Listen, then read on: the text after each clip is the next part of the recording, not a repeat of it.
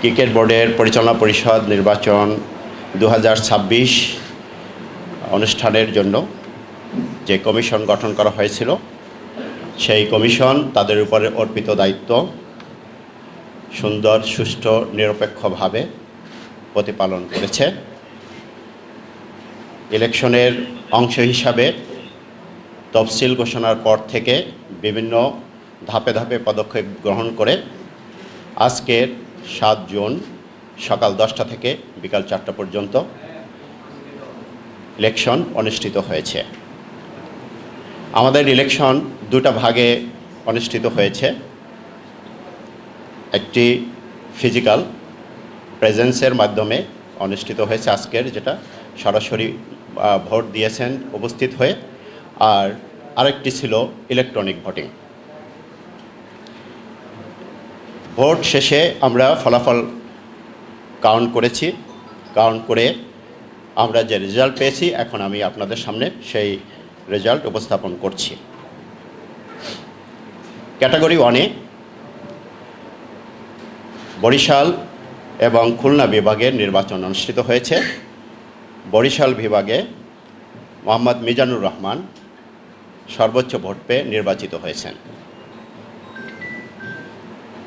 খুলনা বিভাগে মোহাম্মদ মিজানুর রহমান পেয়েছেন 5 ভোট, মুনতাসির আলম চৌধুরী পেয়েছেন 1 ভোট। মোহাম্মদ মিজানুর রহমান নির্বাচিত হয়েছেন।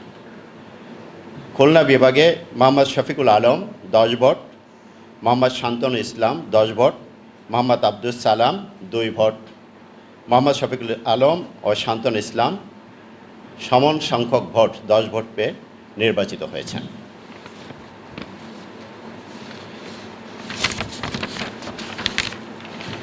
ক্যাটাগরি 2-এ নির্বাচন অনুষ্ঠান অনুষ্ঠিত হয়েছে। আজকের 16 জন প্রার্থী ছিলেন।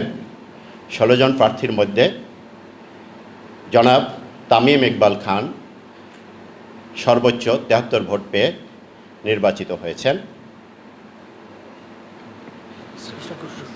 ইসরাফিল খসরু 72 ভোট পেয়ে নির্বাচিত হয়েছেন।